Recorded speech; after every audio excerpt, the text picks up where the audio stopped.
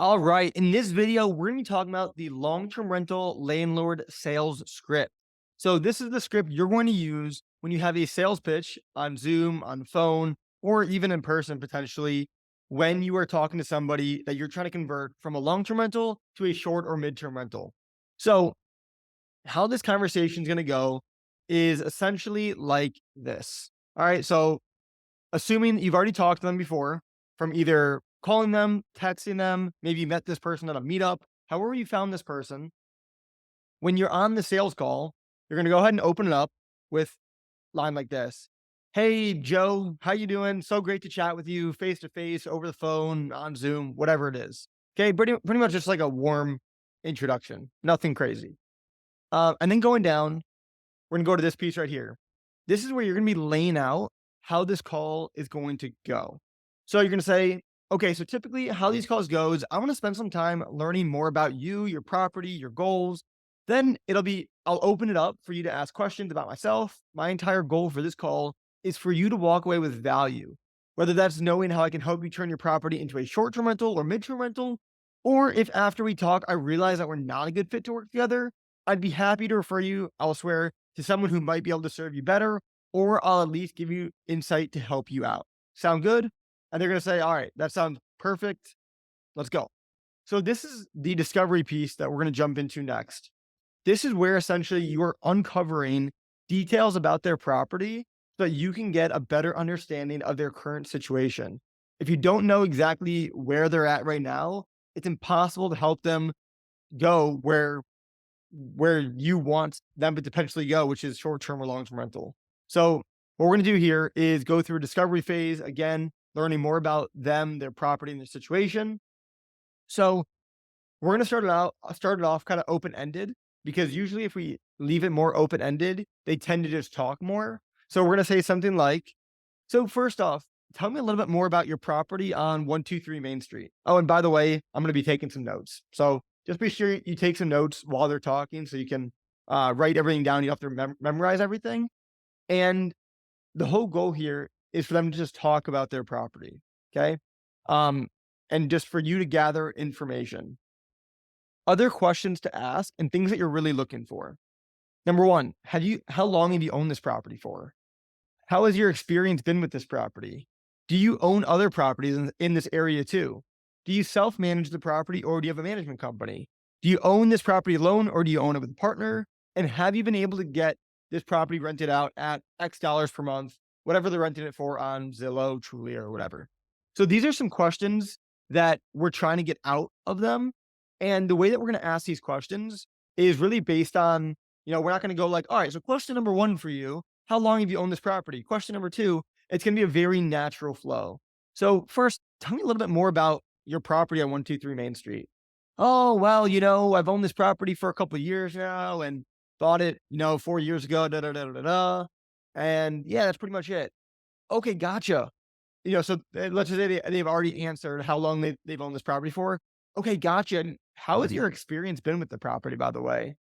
Oh, it's been pretty good. Da, da, da. So these are just kind of guiding questions for you to gather information about their current situation.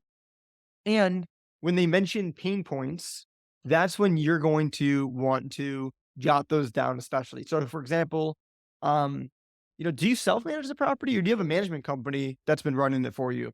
Oh, well, I have a management company, but I'm not really liking them that much. Oh, gotcha. Why don't you really like them? What don't you like about them? So these are kind of starter questions, but don't be afraid to ask follow-up questions. Okay. Ask follow-up questions. All right. So that's that piece. Next piece, once you gather information about them, you understand their situation in depth. What we're gonna go to next is their goal and dream scenario. This is really where we're gonna be seeing, okay, is short-term or mid-term rental even the right strategy for them? Because it's not gonna be a good fit for everybody, especially these long-term rental landlords where people have different risk tolerances. It might not be a good fit. So this is where we're gonna kind of figure that out by asking them about their dream scenario and goals. All right. So once you get a good understanding up here, and you've asked these questions. Okay, gotcha. So tell me, in the perfect world, what's ultimately the goal for your real estate business and really what's the dream scenario? So you're going to be able to gather information up here as far as like um, how many properties they have. You know, they're going to start to spill some beans about their portfolio and stuff. So this is where we're going to really say like, hey, what's like your ultimate dream and goal with your real estate business? Where are you looking to ultimately take it? Okay. And they might say, hey, this is my first one. I'm looking to buy 5 more. They might say, I already have 10. I'm looking to buy 1 more. It's going to be all over the board. Um, but ultimately, we're going to ask them their dream scenario. And then here are some more follow up questions we're going to ask them. Like, do you have a revenue goal that you're looking to hit with your property or portfolio? If you could double or triple the revenue of your property using a midterm rental strategy or short-term rental strategy, would you be opposed to that? Like, no, I'm open to it as long as it all makes sense. Okay, cool. So they're open to it. Um, if you could double or triple the revenue of your property using a midterm rental strategy or short-term rental, how would that change the trajectory of your real estate business, life, or goals? Okay. So we're getting a little bit deeper on this last one. But if they say, hey, I'm looking to make $20,000 in my real estate portfolio per month, and they're at, let's just say, $10,000 per month. And all that they need to get from 10 to 20 is doubling the revenue, and they can do so using the short-term, midterm rental strategy.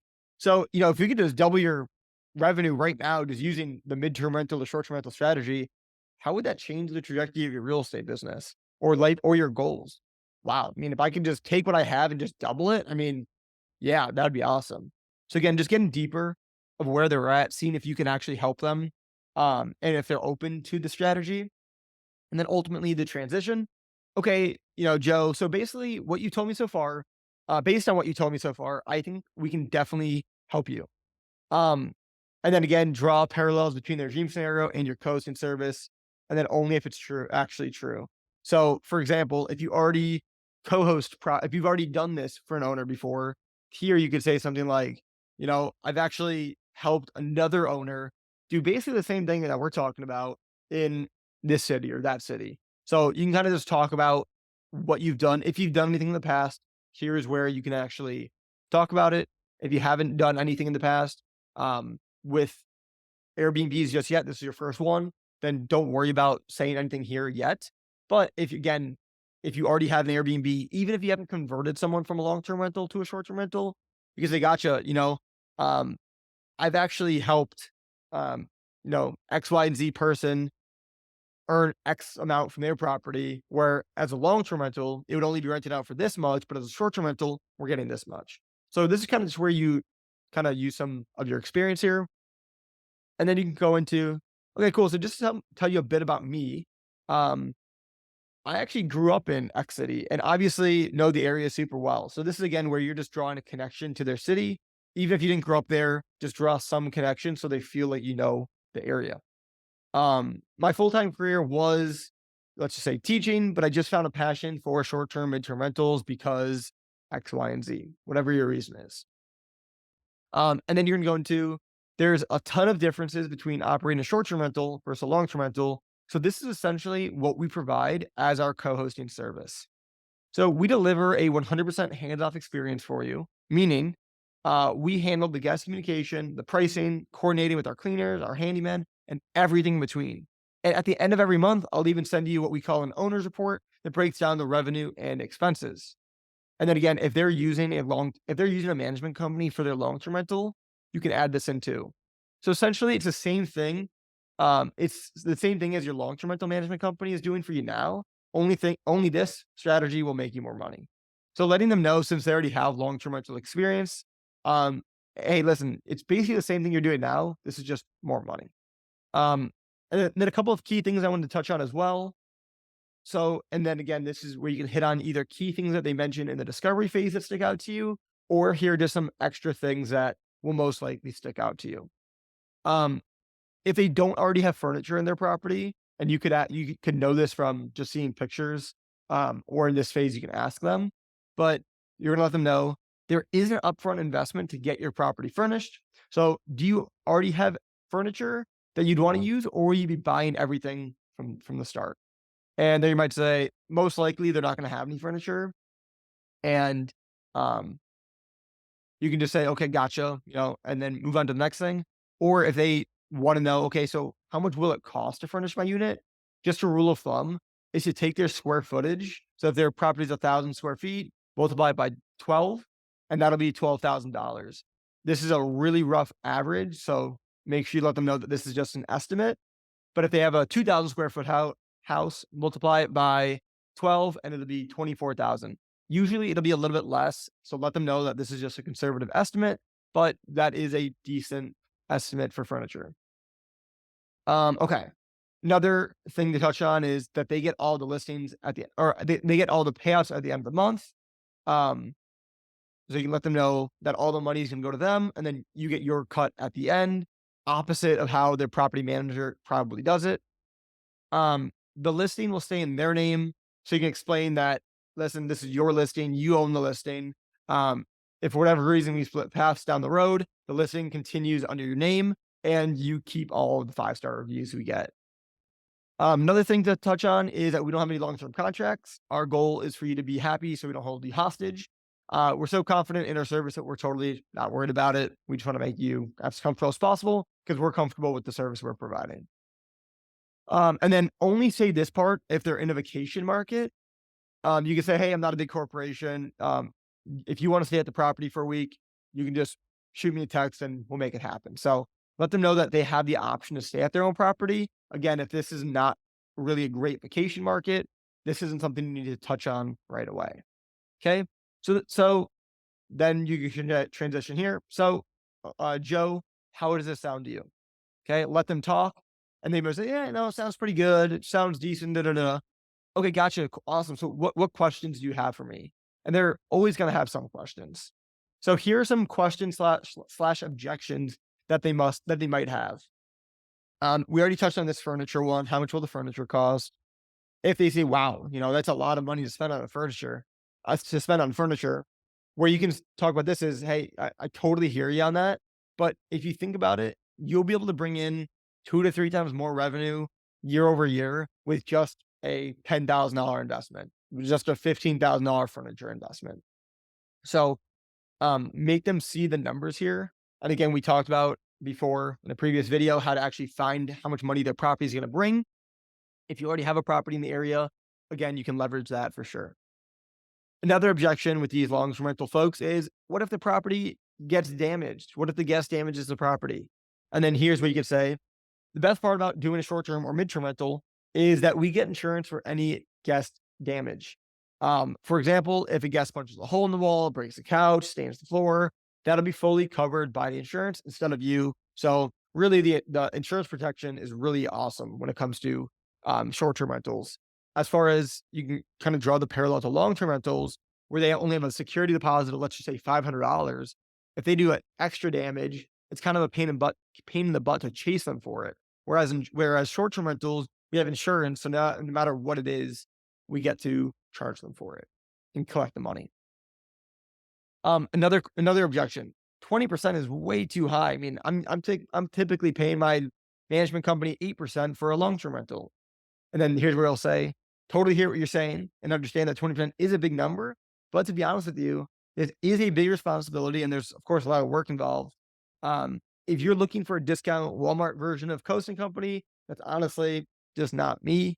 But if you're looking for someone that you can have 100% confidence in to make sure that your property is taken care of and have someone you can sleep well at night, knowing that you've got covered, and your money, etc., then we'd be a great fit. So here's where not only say, like, I know this is a lot of money, but another thing to add in is, we also bring in a lot more money than a long-term rental management company. Okay. And 20% is the standard for the industry. Okay. So you can let them know, hey, even though we're charging you more, we're going to bring you in a lot more money. And by the way, this is just standard for the industry. Okay. So that is the question there. And then once you handle all of the questions and objections, you can ask them, do you have any other questions for me? They're going to say yes or no. And then you're going to say, how are you feeling about moving forward with the next steps? Or about moving forward, excuse me. And then they're going to say, hey, I'm interested in, like, what would the next steps look like? Okay, cool. So Here's what the next steps would look like. I'm gonna email you over the coaching agreement. Take a look through it, and if you have any questions, feel free to send me an email back. Or if you want to hop on another call, just let me know. Once you feel good about it, go ahead and sign it, and then we will begin our onboarding process, which consists of building the listing out, getting our pricing in place, getting professional photos, getting the property ready to go. Okay. Um, and then ask them straight up, when do you plan on going through the agreement to get started? And they're going to say, oh, I have time today. I have time tomorrow. Okay, great.